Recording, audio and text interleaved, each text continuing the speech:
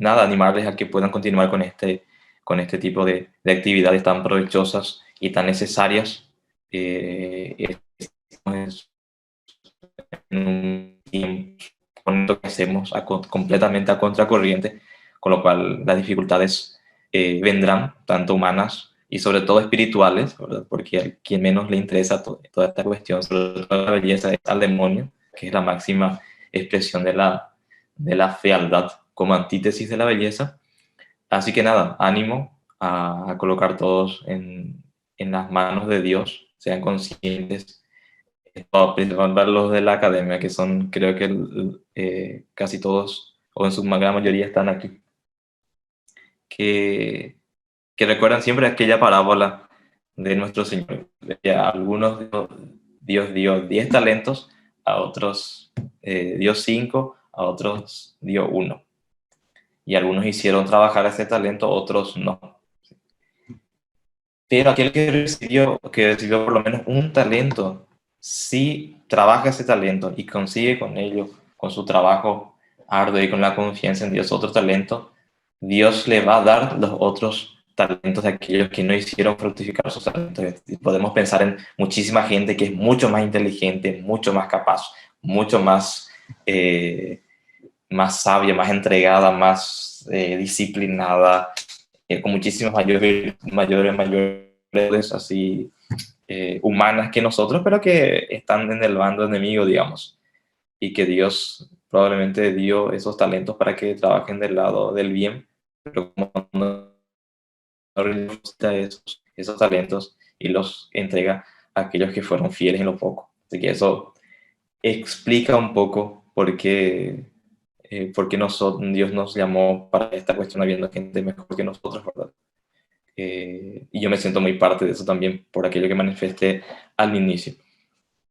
Y sin más vueltas, voy a comenzar entonces esta charla, disertación, no sé cómo llamarlo, exposición sobre el bien, la belleza y la bondad. En realidad es nuestro tema. Pero yo voy a ahondar más en la cuestión de la belleza, ¿no? En la cuestión del trascendental de la belleza y cómo su ausencia influye en las realidades que vivimos en nuestro tiempo. Vamos a dividir la exposición en tres partes, ¿sí? También teniendo como, como núcleo sobre el cual vamos a hacer girar todos nuestros razonamientos el trascendental velum, ¿sí? En latín, lo bello. ¿Sí? Vamos a dar algunas nociones preliminares de entre cuestiones trascendentales, actopotencia, las potencias del alma, las aprensivas, las intelectivas, todo más. Eso suponiendo, eh, voy a suponer que ustedes no saben nada. ¿Sí? Voy a empezar desde el inicio. ¿Sí? Quizás algunas de estas cosas, o varias de estas cosas, o incluso quizás todas, ustedes ya, algunos por lo menos ya la tengan, pero voy a suponer que no voy a dar nada por presupuesto. Explicar cada uno de los términos para tener una base sobre la cual construir nuestros razonamientos. En base a todas esas bases que vamos a dar al inicio, vamos a entrar en la segunda parte donde vamos a hablar sobre la belleza propiamente, ¿sí? Tanto simplista como secundum quid, o sea, la belleza entendida en su modo simple, ¿sí? O sea, sin nada más, y la presente en las cosas, ¿sí?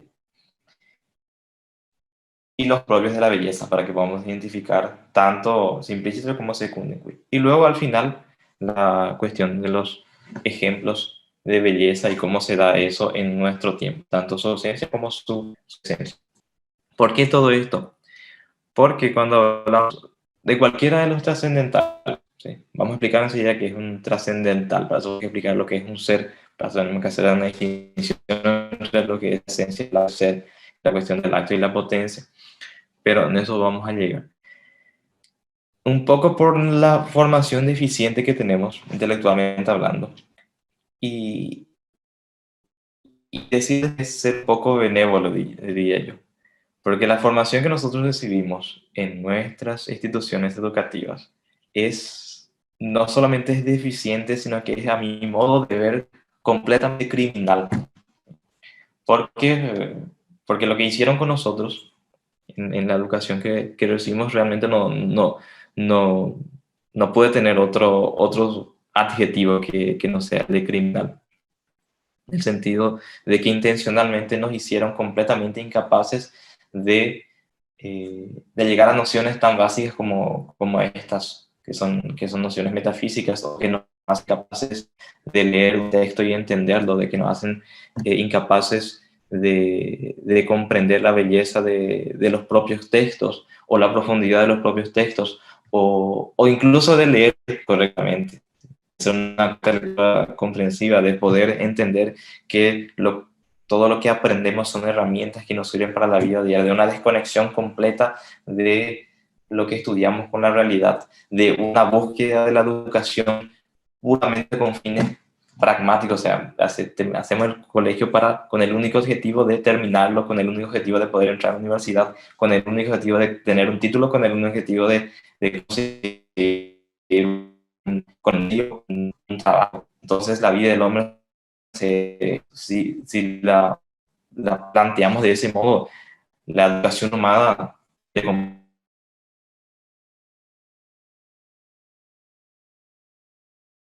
ese, es importante que entendamos que la belleza solamente podemos entender así, no diciendo, hablando solamente de objetos bellos, ¿sí? Porque ahí haría la cosa muy fácil y no solucionaríamos en realidad la cuestión de fondo, que es a lo que quiero llegar.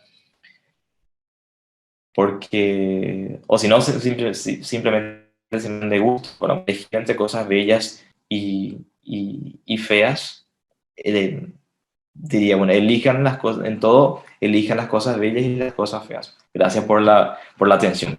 Y eso, para eso no hace falta hacer una conferencia. Pasa que la belleza es un trascendental, ¿sí? No solamente hablamos de belleza presente en las cosas, ¿sí? Pero incluso esto está un poco deturbado en nuestros tiempos. Por eso quiero dar un sacudón metafísico a toda esta cuestión de la belleza y de los trascendentales del ser, para que podamos entender. Pero si tienen eh, algo para anotar, sería bueno que vayan anotando las nociones, porque quizás esta primera parte, sobre todo, sea una cuestión un poco más ardua. Confieso que a mí no me va muy bien, digamos, con las diapositivas. Las hice aquí más por respeto a ustedes, para no exceder mucho en el tiempo, porque mi cabeza funciona como un árbol y por las más. Entonces eso me ayuda de cierto modo a ir ordenando un poquito la cuestión. Eh, Intencionalmente está colocada así, sin de arte, ni imagen, ni foto, porque como al inicio vamos a hablar de cosas muy abstractas, entonces quise yo evitar, no lo hice de modo es para que para que quitemos todo tipo de distracciones y nos quedemos en estas ideas. Entonces, en esta primera parte, tenemos, tiene objeto de estudio el ente. Eso ya viene desde Aristóteles, el ente. Solo que Aristóteles llamaba, o sea, claro que hubo discusiones a lo largo de los siglos en la lógicamente de la metafísica. Eh, y varios van a decir, o varios autores, incluso hasta ahora modernos, que el objeto de la metafísica es ser. Entonces, que el objeto que el objeto de la metafísica, o trataba aquello que nosotros llamamos como ente con el nombre de ser. Pero Santo Tomás de Aquino, simplemente de la filosofía medieval, de la escolástica, y el máximo teólogo que tuvimos en la iglesia, él en un libro, porque Santo Tomás, ustedes saben que agarró todas las obras de Aristóteles como línea por línea. Agarró todos los libros del Antiguo Testamento, varios libros del Nuevo Testamento, y las comentó línea por línea. Después de todo ese trabajo, él hizo la suma de teología. Santo Tomás de Aquino podemos dividir sus obras en tres grandes grupos. Las obras para los apologistas, para los que defienden los inicios de la suma teológica, y eso está en su... Claro, uno mira la suma teológica y mira que empieza con objeciones, luego con argumentos de autoridad, y a cada una de las objeciones, o sea, una cosa muy bien hecha, y a veces requiere muchos estudios previos, o sea, nociones previas que uno las tiene que tener incorporadas, pero es para principiantes. Para los avanzados tienen las cuestiones disputadas, para los apologistas tienen sus comentarios. Son los tres grupos de obras de Santo Tomás. Y Santo Tomás, el estudio metafísico a partir de la noción del ente como objeto de estudio. ¿Y por qué el ente es una mejor comprensión de la realidad? Porque para Santo Tomás, el ente es tanto el ser, o sea, la esencia, o sea, lo que hace que una cosa sea lo que es. La esencia de una cosa es todo lo que hace que una cosa sea lo que es. La esencia de este caso es una noción abstracta que mi intelecto abstrae, y a eso yo llamo, es la del vaso. Solamente llamaría vaso a los que son con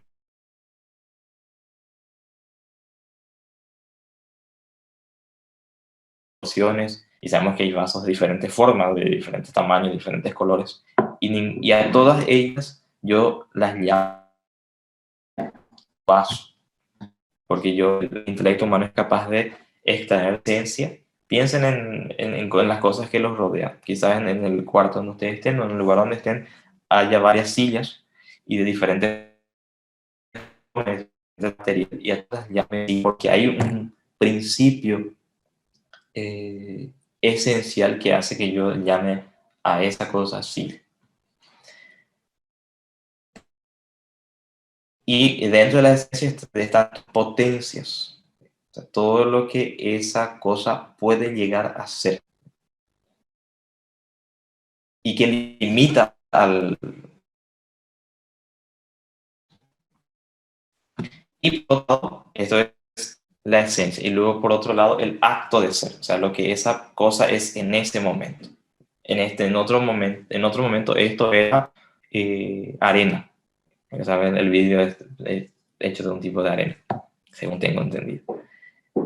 La arena es, cuando era arena, tenía el acto de ser, pero en potencia tenía la posibilidad, eso es la potencia de ser vaso. Entonces la arena es el conjunto de todas sus potencialidades, todo lo que puede llegar a ser. El acto de ser es en ese momento, es la actualidad del ser. Entonces, por eso tanto más va a llamar ese a la esencia, ¿sí? Y ser al acto de ser, que está limitado por su esencia, ¿sí? El acto de ser va a estar limitado por su esencia, porque su esencia va a tener todas sus potencias. Y la actualización de esas potencias es la que va a determinar el acto de ser. O sea, que esto no puede, no puede tener una potencia ilimitada, ¿sí? Esto se puede convertir en curubicas de vidrio, en basura, o este papel se puede, o la cualquier este papel pueden ser, tenía limitados las cosas que podrían ser en potencia, porque es ilimitado. Y su esencia dentro, y ¿qué es lo que limita? El es, sí, por supuesto, es importante que entendamos esto, es no en el sentido del verbo, sino en el sentido de su esencia, dentro de los límites de su esencia. Todo ente está dentro de los límites de su esencia, no puede salir de eso. Hay una relación acto-potencial en ese sentido. Entonces, el acto de ser, o sea, las cosas que son, pueden ser predicadas. Aquí hablamos de cada sentido lógico de la palabra, no en el sentido gramatical, ¿sí? La gramática sigue la lógica, ¿sí? Yo puedo predicar blanco de esta hoja, y cuando predico blanco de esta hoja, esto es lógica, yo estoy dando dos ideas, la idea de papel y la idea de blanco de papel, así como puedo predicar otras cosas. Del mismo modo, del acto de ser, o sea, el ser de las cosas, yo puedo predicar, eh, ya sé de dos modos. Puedo predicarlo de modo, y coloquial al revés, ¿no? Puedo publicarlo de modo universal, bueno, pero eso para poder dar pie, bueno, sigamos el esquema que está aquí.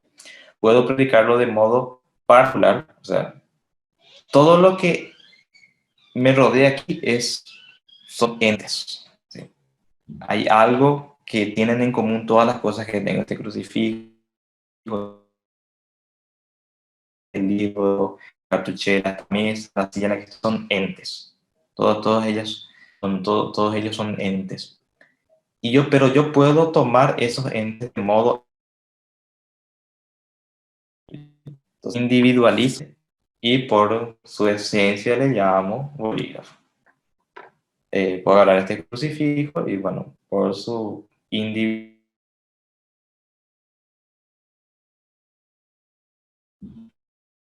crucifijo. Ente. Eso en cuanto no puedo predicar universalmente. Ahora, ¿qué hace que pueda decir que esto es un ente y esto es un ente? Y esos son los conceptos universales, ¿sí? O lo que en algunos libros llamamos trascendentales del ser. Esos conceptos universales de los cuales puedo predicar, o sea, que puedo predicar de todos los entes, ¿sí? Tomados de modo universal, ¿sí? No hay que hacer una distinción. Y todas estas distinciones son intelectuales, ¿sí? Eso tenemos que tener en cuenta, que son distinciones intelectuales. No están divididos la esencia y el acto de ser en las cosas, ¿sí? Solamente el intelecto las separa. La misma cosa, esto tiene un concepto universal y al mismo tiempo tiene una individuación. Esos conceptos universales son los que nosotros llamamos de trascendentales del ser. O sea, de todas las cosas yo puedo predicar que son uno, o sea, que hay una unidad intrínseca en ella, de que son una cosa, ¿sí?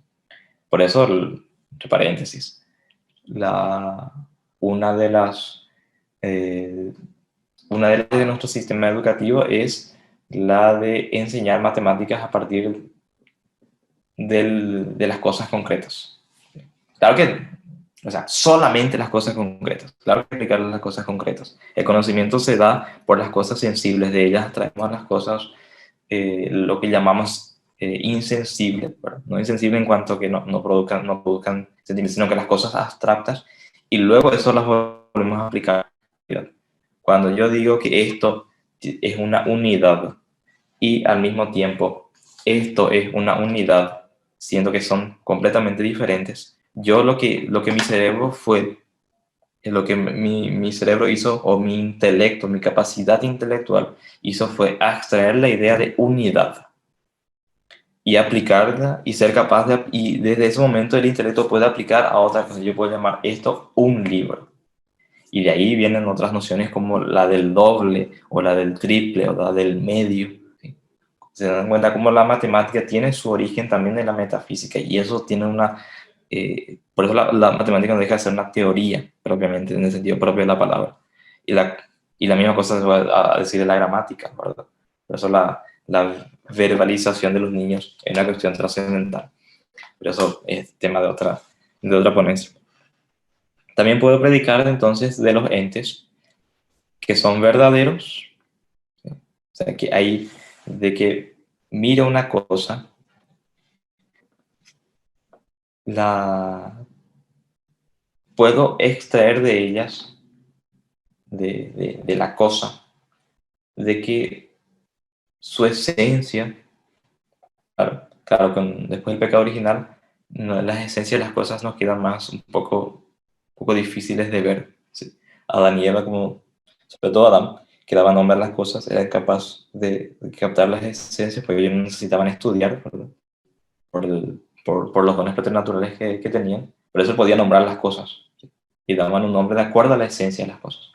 Pero yo puedo inteligir las cosas y verlas como verdad. La verdad es la adecuación del intelecto a la cosa. ¿Sí? Cuando mi intelecto se adecua a la cosa, ¿sí? Cuando existe esa adecuación, es lo que nosotros llamamos de verdad. ¿Sí? Por eso decimos que la adecuación es del intelecto, es la adecuación del intelecto o de la capacidad intelectual o de la inteligencia a la cosa.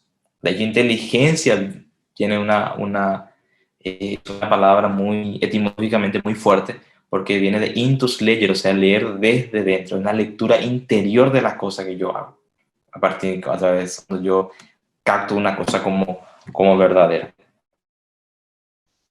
Si capto esa cosa verdadera, yo la veo como un bien. Veo que esto es agua, por eso la falsedad, yo digo, esto no es agua, digo, esto es eh, no estoy diciendo la verdad. ¿Sí? Mi inteligencia expresada a través de un enunciado, que es esto es vino, no adecuado a la cosa, porque la cosa no es vino. Entonces no hay verdad en esto. Ahora, cuando yo inteligo eso como verdadero, casi simultáneamente también la inteligo como un bien. ¿Sí? Por eso yo prefiero ya enumerar los trascendentales del ser como verdad, bien y belleza. ¿Sí? A veces como lo bueno, lo verdadero, lo bueno y lo bello. ¿Sí? Claro que hay pero bien tiene una carga etimológica, no una carga, una carga semántica, ¿no? Porque yo con todas las cosas que las tengo como un bien, ¿sí? Son apetecibles. ¿Sí? Enseguida vamos a hablar sobre los apetitos. ¿Sí? Después, sí, viene la cuestión de la belleza, que es como el resultado. Cuando yo inteligo o sea, a través de la inteligencia, veo un objeto, ¿sí? Porque generalmente conocemos los objetos a través de los sentidos. Puedo hacer una lectura interior de la cosa, más allá de sus accidentes, o sea, de lo visible, y puedo con ello decir que es verdadero, o sea, que mi intelecto y lo que yo enuncio, ¿sí? Puedo enunciarlo o no, pero lo que mi intelecto veo que es verdadero y veo que es un bien, y veo entonces lo que es verdadero y bueno, automáticamente es bello, ¿sí? O sea, que es agradable.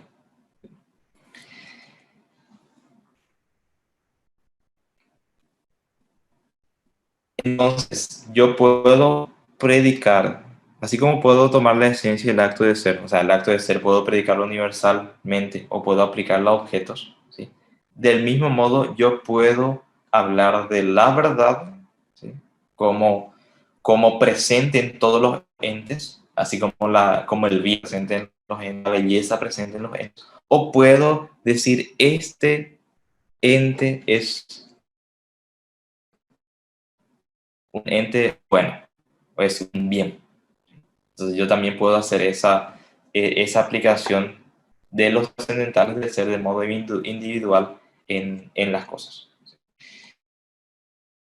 Eh, Esta es una cuestión también que tenemos que entender, que es la cuestión de que cuando nosotros hablamos, para que no, cuando hablamos del acto de ser, estamos hablando del ser en cuanto acto, pero hay una distinción entre el acto y la potencia, ¿sí? Que es lo que las cosas pueden estar en acto, ¿sí? Si yo, esta hoja o estas hojas son hojas en acto, en potencia son, qué sé yo, si las que por una acción del fuego pueden transformarse en cenizas, ¿sí? Cuando en potencia son cenizas, ¿sí? Y cuando se dan cenizas, ¿qué? y cenizas van a ser cenizas en acto. La razón, las cosas se actualizan, ¿sí? Lo que era potencia, después se actualiza. Eso no hay que confundir con las potencias del alma, que es otra cuestión preliminar. Estamos todavía en cuestiones preliminares para que nosotros podamos entrar en materia. En cierto sentido, sí son mismas.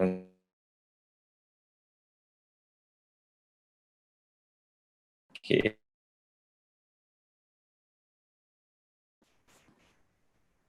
el alma tiene ciertas potencias que pueden estar en acto o en potencia, ¿sí? A, a veces nosotros tenemos la inteligencia solamente en potencia porque no la utilizamos, por ejemplo. Entonces, en las potencias del alma, ¿sí? Y de hecho, podemos distinguir los seres animados de acuerdo a su potencia. Las que tienen ciertas potencias le llamamos de cierto modo, las que tienen otras potencias superiores de otro modo son otro tipo de seres, y la superioridad o inferioridad se basa en sus potencias. Entonces está este famoso cuadrito que preparé. No es mío, es un cuadro que se utiliza siempre cuando se estudia las cuestiones de la potencia del alma, que dividen las potencias del alma en aprensivas y en apetitivas. Las aprensivas tienen que ver con el conocimiento, ¿sí? Y la potencia siempre capacidad, ¿sí? Y las apetitivas con el apetito, con la tendencia, ¿sí? Yo conozco un objeto a través de las potencias eh, aprensivas y tiendo o deseo esas cosas a través de las apetitivas. Si empezamos de abajo, están las potencias. Todas estas potencias las tiene el hombre. Las de abajo las comparte con los animales y las plantas. Las de arriba las comparte con los ángeles. Las de abajo eh, los ángeles no tienen potencias sensitivas, solamente tienen potencias espirituales. Y las plantas y animales solamente tienen vegetativas, algunas sensitivas también. Entonces las vegetativas, las potencias motoras, las vitales, las digestivas, todas estas más simples. Las sensitivas, las que tienen que ver con los sentidos, o sea, las potencias con las cuales yo conozco de modo sensitivo, son los sentidos internos y los sentidos externos. Los externos son fáciles, los 5 sentidos: tacto, gusto, vista, etc. Y los sentidos internos, la memoria, el sentido común, la imaginación, o sea, el conjunto de imágenes, ¿sí? La imaginación no es algo que brota de la nada, ¿sí? La nada no puede producir algo. La imaginación es la utilización de imágenes que yo antes de algún modo las recibí, ¿sí? Ya sean imágenes sensoriales, auditivas o de cualquier tipo, y que con ellas yo formo una imagen mental, ¿sí? La imaginación no es fruto de la nada. Y la cogitativa, que llamaríamos instinto, ¿sí? Aquella potencia sensitiva que nos hace actuar de ciertos modos instintivos muy parecidos al de los animales, ¿sí? Por eso los animales tienen propia inteligencia. El único capaz de inteligencia es el hombre y los ángeles, ¿verdad? El hombre para arriba, ¿verdad?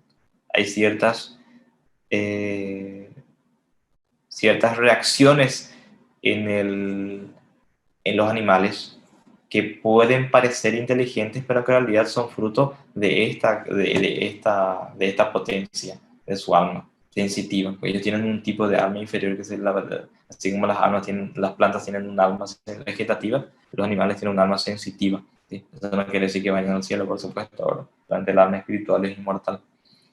Eh, y aquí tomamos alma como principio vital, ¿verdad?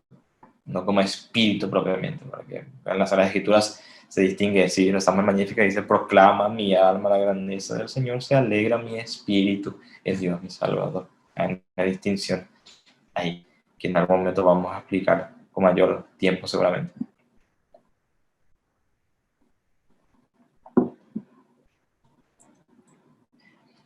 y los aspectos sensibles, el visible, que tender hacia el bien, y el irascible que me hace desear el bien arduo.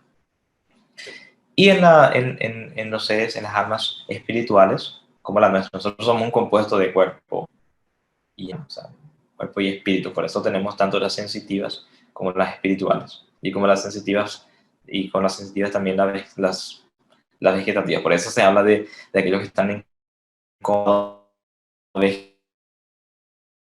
porque hay unas potencias superiores, ni siquiera de la de los sentidos, ni interior, ni externos ni internos, solamente aquellas que comparten con los, con los demás. Ellas están la inteligencia, ¿sí? Aquella capacidad o aquella potencia que me permite leer las cosas desde dentro, y la voluntad, o sea, aquello que me hace tender hacia principalmente hacia el bien. Hasta ahí toda la cuestión de preliminar que tenemos que entender, de que los trascendentales del ser son conceptos universales aplicados a todas las cosas, porque todas las cosas a las cuales nosotros llamamos ente, que tienen el acto de ser y la esencia, o sea, el conjunto de sus potencias, todas esas cosas tienen algo en común, algo que podemos predicar de ellos de modo universal, que son los trascendentales del ser, que son la belleza, la bondad y aparte de la unidad, ¿verdad? Porque aquí tomamos el bien, la belleza y la bondad como máxima de los trascendentes. O sea, que en todo existe eso, o sea, hay una parte. Aquí nosotros todavía no hablamos de la revelación, de que todos los seres eh, son ingentes, o sea,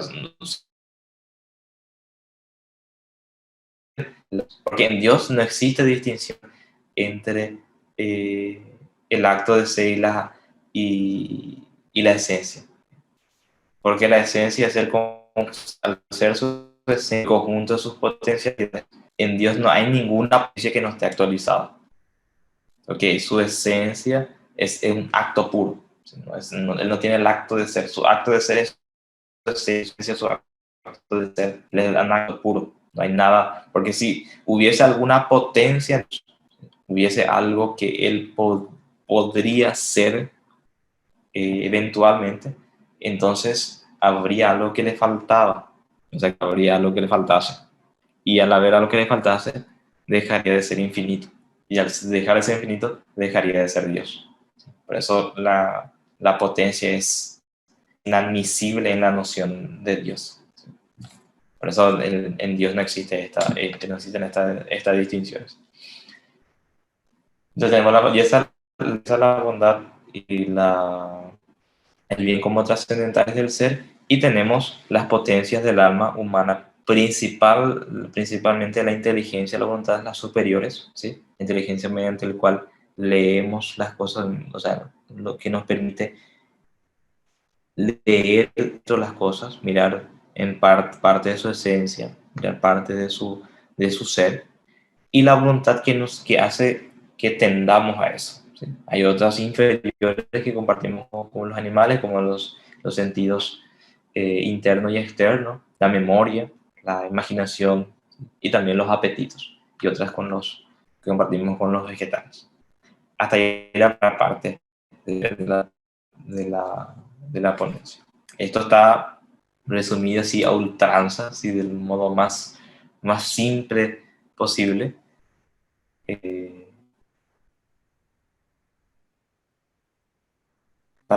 pero es importante tener estos conceptos, ¿sí? Fue como ir estudiando. No importa si no entendimos completamente, estos conceptos van incorporando al alma a medida que uno vaya estudiando, uno va a tener una medida que va a estudiar de estas ideas más o menos principales. Entonces, ¿por qué es importante? Porque existe una relación entre las potencias del alma y los conceptos universales del ser. La verdad, la bondad y la belleza y las potencias del ser. Porque la potencia humana llamada para la verdad, ¿sí? es la inteligencia. La requerida como actuante para la captación de la verdad es la potencia humana de la inteligencia. Porque, y eso se explica muy fácilmente porque la verdad es de la inteligencia a la cosa. Cuando la,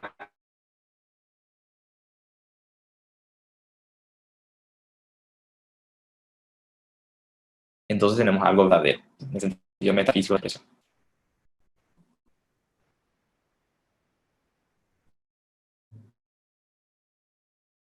La cuestión fácil es llamada a actuar cuando estamos buscando la verdad. ¿Sí? La verdad como trascendental del ser. ¿Sí? Estamos buscando como trascendental la verdad como trascendental y la presente en las cosas, en la distinción. Por supuesto que se aplica, en ambos se aplica la inteligencia, pero hay que saber, hay que distinguir bien esa cuestión. Respecto de la bondad, ¿sí? O del bien, la, la potencia llamada o requerida en su actuación en relación al bien es la voluntad. Es la voluntad la que desea, la que se siente atraída, la que tiende hacia un bien. O sea, hay una correspondencia entre la verdad y la inteligencia, entre la bondad y la voluntad. Y la belleza, que es el resultado, digamos, de la sumatoria, podríamos decir, de la verdad y la bondad. La captación de la belleza participan principalmente la memoria y también eh, las otras potencias. Por eso recordamos, ¿sí?, con facilidad los objetos bellos, ¿sí?, o las cosas bellas, o las personas bellas, o los paisajes bellos, o, o aquello bello con lo cual tuvimos contacto.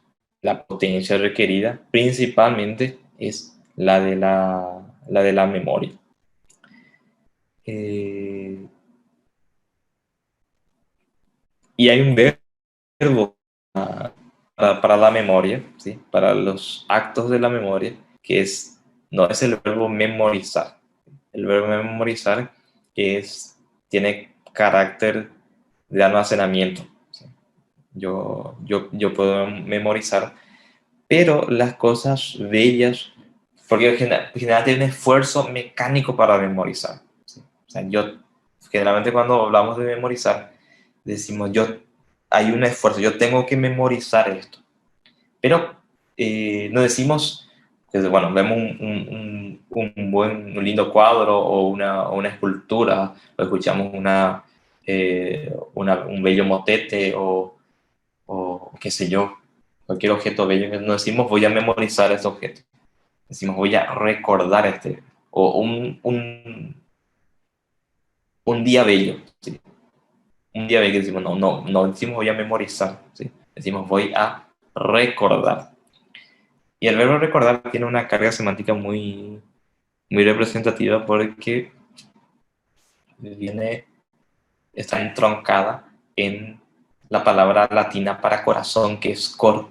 O sea, recordar es volver a traer al corazón.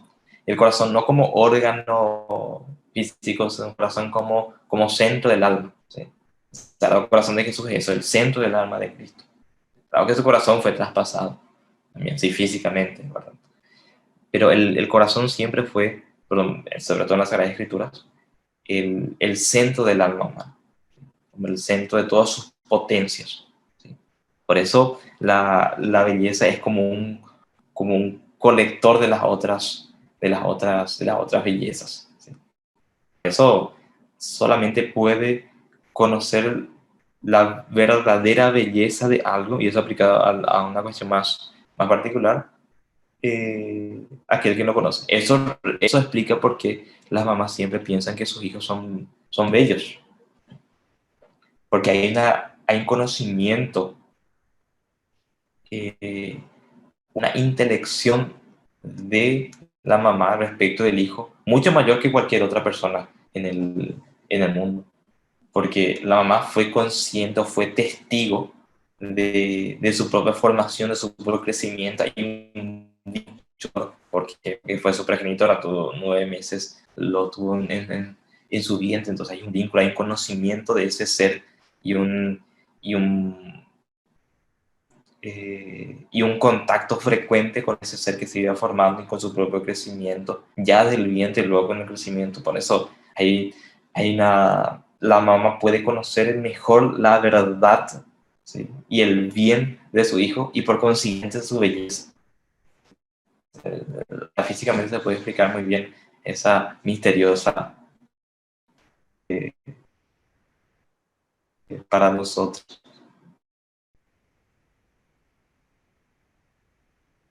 eternal de la belleza de sus hijos, ¿no? Entonces, teniendo en cuenta eso, podemos decir, y eso hice mención de copiar aquí, de que una cosa bella es un ser visible, ¿ya? A lo que puedo ver, imaginado, en el cual puedo sacar una imagen, no imaginado en el sentido de que yo me imagino de la nada, sino que yo puedo hacer una imagen de eso, a pesar de deseable,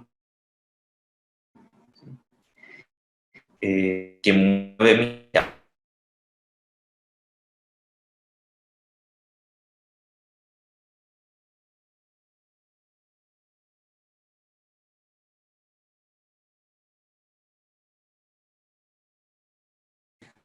conocido y querido. Eso sería un objeto bello.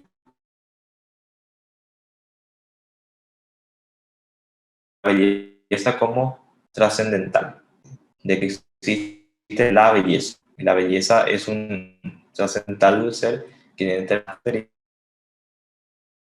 ahora, participación de la memoria, ¿sí? Coletánea de los otros trascendentales del ser, o sea, participación de la belleza y la bondad, la participación. Por eso, eh, porque existe una forma de contar el Génesis, ¿sí? Muy bella, ¿sí? Valga la redundancia, que es la siguiente. Recuerda que nuestro Señor, o sea, Jesús, no Jesús, Dios Padre, vio todo lo que hizo, claro que con participación del Hijo, y vio que todo era bueno. Pero lo bueno, acabamos de ver, también es verdadero. Y lo verdadero también es bello. O sea, decir vio que todo era bueno, ¿sí? Es decir, vio que todo era bello al mismo tiempo, como participación de su propio ser, el cual es ser subsistente. Están los tres, el ser subsistente y los seres contingentes. Y está la belleza presente en las cosas, ¿sí? El segundo, que puede ser una cosa bella o una cosa que tiene algo bello, que es lo cual nosotros aquí vamos a ver indistintamente la belleza como trascendental, así como presente en las cosas. Entre los atributos de la belleza van a ser entonces, primero, integridad, que son generalmente sí se presenta que las características de la belleza o los atributos de la belleza son estos tres, ¿sí? Aquí nosotros condensamos en uno solo, que es la integridad, o sea, de que la cosa está funcional y clara, ¿sí? La famosa armonía, proporción y claridad. En sentido de armonía eh, que sus partes estén en relación armónica. ¿Sí? Un ejemplo claro de ello puede ser la cuestión de los colores, de que hay relaciones armónicas entre los colores y hay relaciones que tienen mucho que ver con los colores primarios y secundarios, cosas que desarmonizan. La cuestión de la música también. Si algún músico saben que hay sonidos y hay sonidos disonantes, sonidos que suenan bien simultáneamente y sonidos que que causan, que son desagradables al oído a sonar simultáneamente. Eso se llama armonía. De hecho, la armonía en música es en combinación de sonidos, de las reglas para eso. proporcionalidad, o sea, de que sus partes estén, no, no que sea, de que todas sus partes sean iguales, de que su parte tenga la proporción exacta que corresponde a su ser. Y la calidad, o sea, de que se note que es una cosa de, de, distinta de otras. Por eso, para por eso es necesario para la visión, tanto la visión física como la visión espiritual, la luz. Por eso, que una cosa no decimos, no tengo muchas luces sobre este tema, ¿sí? O me es oscuro. Decimos de modo análogo, pero también de modo muy propio, porque la oscuridad física o espiritual o inmaterial eh, lo que hace es mezclar las cosas. Si se apagasen todas las cosas aquí, ahora mismo, si es oscuridad, yo distinguiría la mesa de mi computador. Si con la visión yo no sabría dónde termina la mesa y dónde comienza la computadora. Para mí sería una sola cosa. Entonces no hay claridad. ¿Sí? En ese sentido se habla de claridad. Claro que con el tacto yo podría distinguir, pero veo eso. ¿Sí? Porque lo propio de la luz, o sea, el sentido llamado para la luz es el sentido de la visión. Brillo y esplendor es el objeto del cual se predica. El objeto bello, entonces otro de los atributos de la belleza es que haya un brillo y un esplendor. Lo mismo, más o menos en el sentido del que hablamos, de que la cosa bella tiene un brillo. O sea, que si colocamos varios objetos, ¿sí? Y uno de esos objetos es bello, una tendencia en la vista, ¿sí? Y los apetitos y el propio deseo hacia esa cosa bella. Se hicieron estudios en niños, en bebés, donde se mostraban fotos de mujeres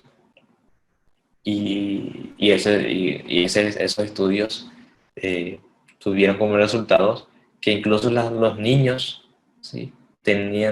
Se sentían más atraídos, no sé cómo hicieron eso, seguro que estudiaron la cuestión de su visión, ¿verdad? O sea, en cuál de las fotos descansaba más tiempo el ojo, quizás, no sé cuál fue el método, pero incluso los niños tenían más inclinaciones hacia las fotos de las mujeres más bellas. Orden y armonía, geometría del movimiento y de la privación. O sea, piensen no sé si ustedes conocen la famosa escultura de Miguel Ángel, de Moisés, por ejemplo. Al Moisés vos le quitas algo y ya le quitas la nariz, ¿sí? y pues sería feo, ¿verdad? Porque le faltaría algo a su geometría, a su movimiento. Pero también si le agregas algo de calidad, y sería también algo que quizás no sea feo, ¿verdad? Pero propiamente, pero perdería grados de belleza si es que podemos graduar eso. Eso hablo hablo así propositalmente de la escultura, porque la escultura ustedes saben que es una piedra del cual se quitaron pedazos. ¿Sí? La escultura dice, como la escultura es un pedazo de piedra del cual quitamos los excesos, porque la imagen está ahí en la piedra para ellos. Claro que no estaba ellos hicieron la imagen. No sé cómo. El Moisés de Miguel Ángel dice que esto fue tan real. ¿Sí? La escultura renacentista fue realmente la máxima expresión de la escultura humana, ¿sí? Del arte escultórico, que era tan real que Miguel Ángel cuenta la historia que después de terminar el Moisés, le pegó así en el muslo y le dijo, habla. Porque era tan real que parecía que en cualquier momento iba a, a, a, a hablar. Belleza, y bueno, ya estoy hablando un poquito de cuestiones trascendentales, la belleza y el bien son lo mismo. Es la razón especulativa la que las distingue. ¿Sí? La belleza es la forma del bien. ¿Sí? Hay una cosa que tomamos como bien y su forma es la belleza. La belleza es igual también a la verdad en su forma trascendental, pero lo bello siempre será verdadero, pero lo verdadero no es el bello. En la belleza y el bien sí, todo lo bello es bueno, todo lo bueno va a ser bello. En relación a la belleza y la verdad también, lo bello va a ser verdadero, pero no todo lo verdadero va a ser bello. Hay una pequeña distinción. ¿Todo esto para qué? Para que entendamos lo siguiente. Cuando hablamos de belleza, no solamente hablamos de objetos bellos. Es una forma de entender a la belleza. La forma secundum, o sea, la belleza en las cosas. Porque yo también puedo hablar de proporcionalidad, de claridad, de geometría en mis propios actos.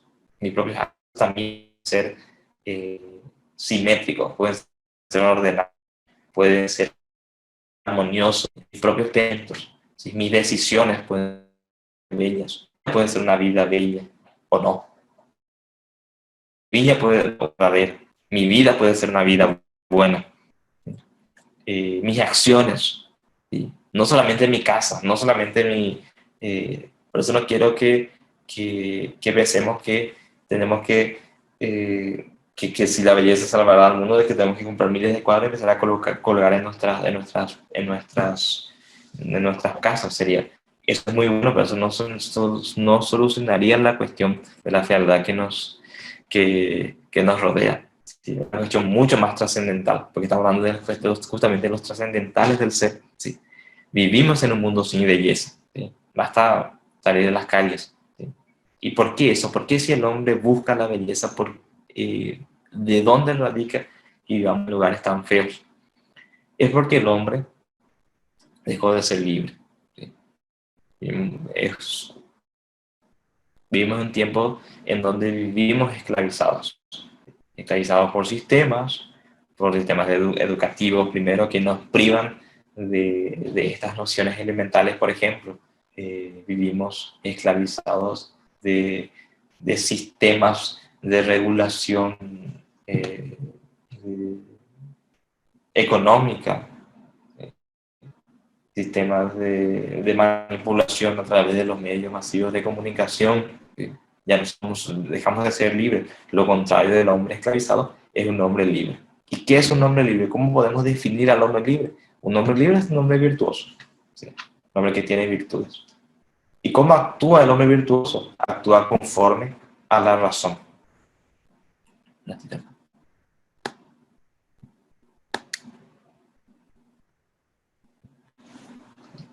¿Y qué significa actuar conforme a la razón?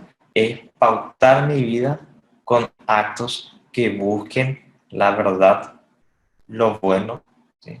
O sea, el bien y la belleza. A eso yo quería llegar. De que, eh, por eso no habría que entender solamente la belleza diciendo las cosas bellas tienen estas propiedades. Es una característica de las cosas bellas y es importante tener cosas bellas porque, qué sé yo, porque mejoraría nuestra calidad de vida. Se dan cuenta que eso no es suficiente para explicar la cuestión de la belleza. Tuvimos que hacer todo este camino para llegar a esto, de que estamos hablando de trascendentales del ser, ¿sí? De que es una cuestión trascendental, de que mi vida tiene que ser una vida bella, ¿sí? De que no es suficiente colgar un cuadro, que no es suficiente buscar una linda imagen, ¿sí? De que mi vida tiene que ser bella, mi vida tiene que ser buena.